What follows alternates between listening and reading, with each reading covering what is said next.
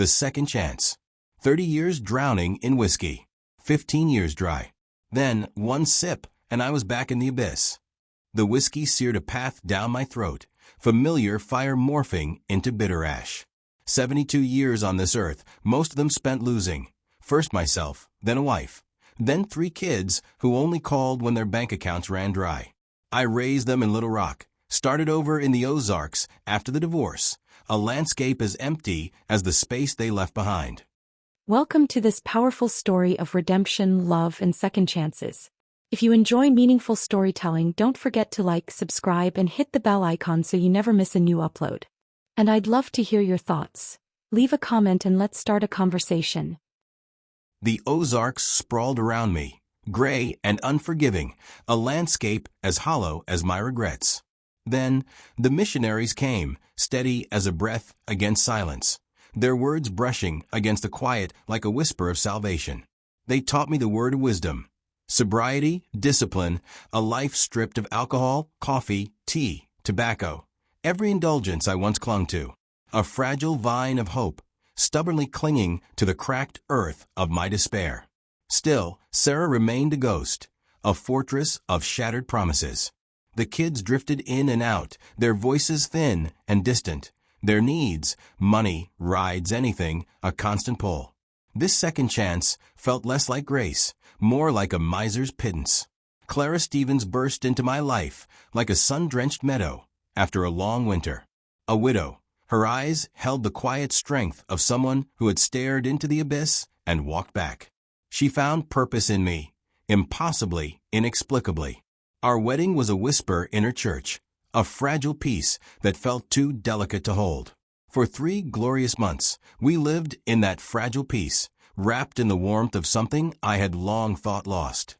Then came the party, a careless invitation, an evening blurred at the edges until the insidious gleam of amber liquid cut through the haze. One sip, I told myself. Just one. A small rebellion. A lie. The beast was waiting. It never left, it only slept. And now, clawing its way back to the surface, it tightened its grip with cruel familiarity. Clara saw it before I did. The raw, animal fear in my eyes. The tremor in my hand. The silent plea, for this not to be real, for her not to see me like this. By morning, her bags were gone. No note, no fight. Just absence, thick and suffocating. A silence that weighed more than words ever could. Bishop, I rasped, the words catching in my throat like cinders. I broke my promise. He studied me in the dim light, arms crossed, face unreadable. Then came the questions, heavy, deliberate. Where is your faith, James? Why haven't you been to church? Why haven't you been reading the scriptures? Each word landed like a hammer, striking at the cracks I had tried to seal with quiet excuses. I had no answers, only shame. The bishop exhaled, slow and measured, his gaze unwavering, a granite cliff against the storm raging inside me. Promise me again, he said, his voice low, steady. Never again. The words trembled in my throat. I promise, I whispered, but they felt limp, fragile against the weight of my own desperation. A wisp of hope, curling like smoke, too insubstantial to hold. I had to go to Boston. That's where Clara was. I jumped in the old pickup and drove. Stopping in Missouri, the fluorescent hum of the gas station lights cast jagged shadows across the rain-slicked pavement, pooling beneath Mark's rigid stance. I swallowed hard. My son's icy blue gaze pinned me in place. He looked just like her, his mother. The resemblance twisted in my gut. "What are you doing here?" Mark asked, surprise flickering in his eyes. "I'm driving to Boston, Mark." My voice felt smaller than I wanted it to. "It's a blessing to see you." I stepped forward, arms out, but he didn't move. "Last time I saw you," Mark's voice was flat, unyielding. "You were drunk and yelling. Never thought you'd change." I exhaled slowly, damp palms clenching and unclenching at my sides. "I'm working on it," Mark scoffed, shifting his weight. "Yeah? And what does working on it even mean? That you woke up one day and decided everything's fine?" I met his eyes, searching for something, an opening, a sliver of trust, anything. I found nothing but skepticism. It means I wake up every day and decide not to run, I said. Silence stretched between us. I could hear the steady drip of rainwater from the gas station awning onto the cracked pavement. Then, that's supposed to make a difference. I sighed. I don't know, but I hope it does. Mark's lips pressed into a thin line, arms crossing tighter against his chest. Hope's cheap. I nodded, my voice quieter now. You're right. Mark's frown deepened, a flicker of emotion breaking through his rigid stance. So why are you here? I swallowed, the answer heavier than it should have been.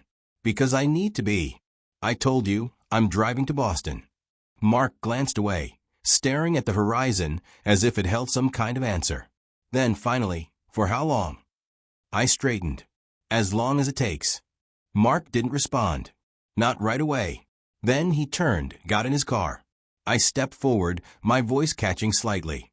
Mark, can I have your number? His hands tensed on the wheel. He didn't look at me. You still in Little Rock? He asked instead. I swallowed hard. No. Been in the Ozarks for a while now. Silence stretched between us. A canyon neither of us knew how to cross. Mark exhaled sharply, fingers drumming against the steering wheel. Then, without looking back, he muttered, maybe I'll see you again. And then he was gone. As I entered Boston, the city loomed ahead, but I wasn't thinking about Clara. I was thinking about her. The woman stranded under the Massachusetts Turnpike overpass, swallowed by dusk, desperate.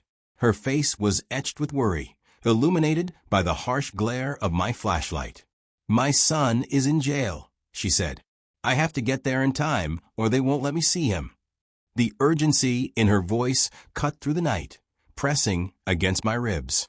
I knew that kind of desperation, the frantic grasp for something, anything, that might make a difference. The wrench felt solid in my calloused hands as I worked, each turn of a lug not pushing back against the helplessness gnawing at my chest. I wanted to do more, to fix more than just this tire, to offer something, money, a ride, a solution. But what could I possibly give? I wasn't a savior. I wasn't a miracle. But I was this, hand-steady, mind-focused, doing the one thing I could do. I tightened the last bolt and straightened, wiping my hands against my jeans. You'll make it, I said.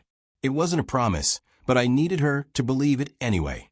She exhaled, relief flickering across her face. And as she drove off into the dark, I stood there for a long time, the scent of gasoline lingering like a ghost, a reminder of everything I used to be. Change is possible, I said, the word surprising even me. But you have to want it. This time, the conviction resonated, a deep vibration in my chest, not just the hollow echo of a promise. Her gratitude was a silent prayer in her eyes. I finally arrived. Clara, however, remained unconvinced. Her gaze, sharp as shattered glass, cut through me. Not warmth, not relief. Just wait. Words won't change the past, James, she said, arms crossed, voice steady. Show me. I swallowed hard. Did I expect anything else? A tearful reunion? A welcome? No, of course not. That's fair, I said. I had nothing else to offer. I'll get a room. A job. She didn't smile, didn't say anything. A single nod. That was enough. Or maybe it had to be. The hotel room was too quiet, too empty. I sat on the edge of the bed, gripping my phone so tight my fingers ached. Mark. I didn't have his number. Didn't even know where to find him. Would he even answer? Would he care? The weight of everything pressed against my ribs, heavy, suffocating. Clara's cold stare. Mark's doubt. The long road behind me and the emptiness ahead. I wanted to smash the phone against the wall, to hear something shatter, to make the silence stop. But it wouldn't change anything. Not the way Clara barely looked at me. Not the way Mark scoffed. Not the way the past dug into me like a knife I couldn't pull free. The only one left to talk to was God. I closed my eyes, gripping my hands together so hard they trembled. Had he even heard me before? Had he ever answered? I didn't know. I didn't have words, just the weight in my chest, the shaking in my hands, the hollow ache where hope used to be. But I'd promised. So I breathed. And I spoke. After I prayed, I stayed on my knees for, it felt like forever. God didn't actually speak to me, but I felt something. A warm feeling in my chest, a feeling that I was loved. I'd never felt anything like it before. Is this what being sober and real is like? I asked myself. That's when I decided, life is still worth living. I gave myself permission to go forward. 72 years old, and the grit of daily life scraped against me. My hands ached in the mornings now, stiff, slow, worn from decades of use. The smell of sawdust and stale coffee clung to the cramped room I rented, seeping into my clothes, my skin, my lungs. I worked because I had to, not just for the money, but because the silence of an idle day would swallow me whole. A small woodworking shop took me on, letting me sand edges, smooth, splinter grains. It was nothing glamorous, just dust and patience, a slow rhythm of worn hands against raw wood. But it kept me moving, kept me sober, kept me real. Each morning, I bought Clara a single, perfect rose, crimson defiant, a stubborn offering, though I had little else to give. Patience, a mantra whispered against the gnawing doubt. It wasn't enough, but it was what I had. 2 months passed every day. I visited every single day. Maggie didn't like me showing up so often. It was her house. She knew it, Clara knew it, and I knew it. I was determined to show Clara that I would never drink again and never, ever hurt her. After the first week, I asked Maggie, as she cracked the door open, if she would let me take her and her mom out to diner. Maggie folded her arms, expression tight, guarded. Why should me and Mom trust you? I exhaled slowly. Trust. That was the thing I couldn't ask for. Not yet. Not after everything. You shouldn't, I admitted, voice steady, raw. Not now. Maybe not ever. Her eyes narrowed, but she didn't interrupt. I have no other way to prove my love for your mother except to keep trying. The words sat heavy in the air between us. I won't ask you to believe me. I'll just keep showing up. Maggie shifted, arms tightening over her chest. And you, I added. I want to be your friend, too. Silence stretched. Maggie studied me, not convinced, not ready to let me in, but maybe, just maybe, willing to see what I would do next. We went to a family diner, the one Maggie suggested. A small, quaint place with just about everything a person could want. The waitress, a petite woman who reminded us of Patricia back home, came to our table, chewing gum as she flipped open her order book. I spotted the meatloaf on the menu and knew, instinctively, that Clara would want it.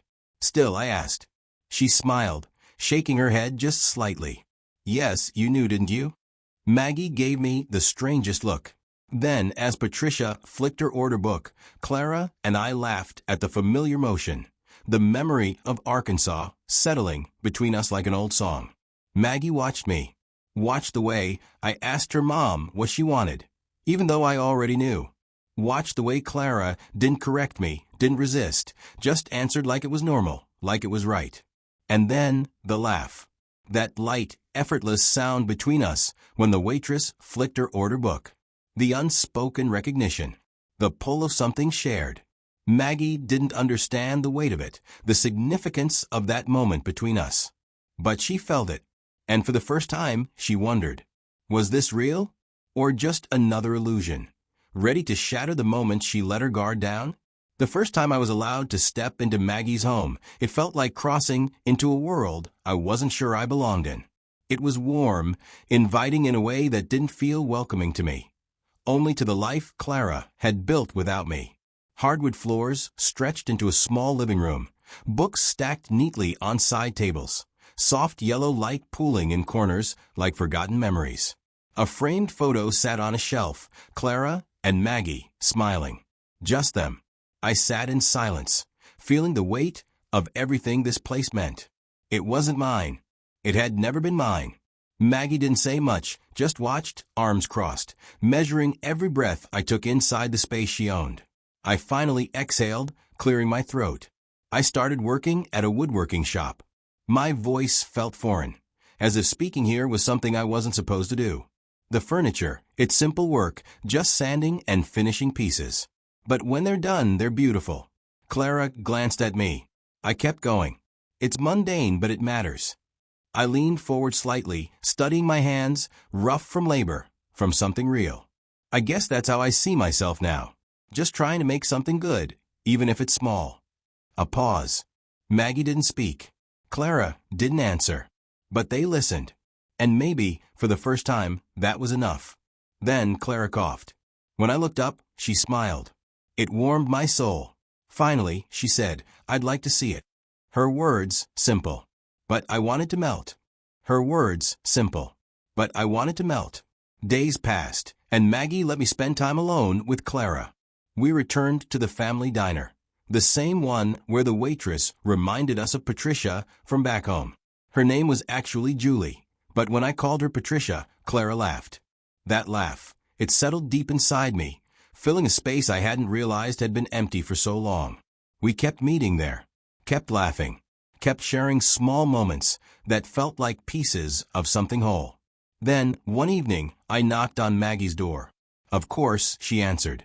But instead of blocking the way, she stepped back, letting me in. Clara smiled, and when we met, she gave me a welcome kiss. I put my arms around her. It felt so good, so right, so wanted. When I turned, Maggie was watching us. Her eyes narrowed behind her glasses, sharp with something unsaid. Clara pulled back slightly, sensing the tension. "What?" "He is my husband." The words landed like a hammer against stone, firm and undeniable. Maggie's lips parted, her breath hitching. Then suddenly, her voice broke through, rough, raw, cracked at the edges. "He hurt you, Mom. Just like Jimmy hurt me." Everything stilled. I was dumbfounded. Clara's face, already soft with emotion, crumbled, tears sliding down her cheeks before she could stop them. She turned, stepping toward Maggie, and pulled her into a tight embrace. And just like that, both of them collapsed into grief, crying together, holding onto each other like lifelines. I stood there, watching, feeling completely lost in their pain. Pain I hadn't known Maggie carried. Pain Clara understood too well. Time passed before words returned. They sat together on the couch, hands clasped, silent except for the soft remnants of sorrow hanging between them. Maggie's gaze lifted, steady, strong, locking onto mine. "I love my mom," she said, voice edged with warning. "And if you ever hurt her, you will deal with me." It wasn't a threat, it was a promise. I shook my head. Then Clara moved closer, easing her hand into mine, fingers curling tight, her warmth pressing into my skin. She looked at me, deep, searching. "I do love you, James," she murmured. "Do you understand what is happening?" I nodded. I saw it now. I saw that both of them had been hurt before. I saw the road ahead, the work, the trust, the promise I had made to God, to my bishop, to myself. And in that moment, I reaffirmed it. I would never hurt Clara again. Never. Then her voice soft as a sigh. "Okay, let's go to Arkansas. We can use the house." My old house, its porch swing creaking a rusty welcome. The drive to Arkansas was quiet. Not uncomfortable, not heavy, just full of something unspoken, like both of us were waiting for the air to settle, for time itself to make way for what was next. When we arrived, Clara stepped out first, looking around, letting the familiar sights wrap around her like something safe, something right. She walked toward the porch, running her fingers along the old wood, smiling softly. "It's beautiful," she murmured, eyes scanning the land, the trees swaying lazily in the afternoon light. "And peaceful. It's always been peaceful." I stood beside her, watching not just the landscape, but her, the way she breathed here, the way something deep inside her seemed to settle. She turned to me then, searching my face, reading everything I wasn't saying. "And you," she added, "you've kept the word of wisdom, James." I nodded, swallowing. I had to. She studied me, waiting. I exhaled, letting the truth land. I had to keep everything, Clara, or I would keep nothing. My voice was steady, but my heart thundered inside me.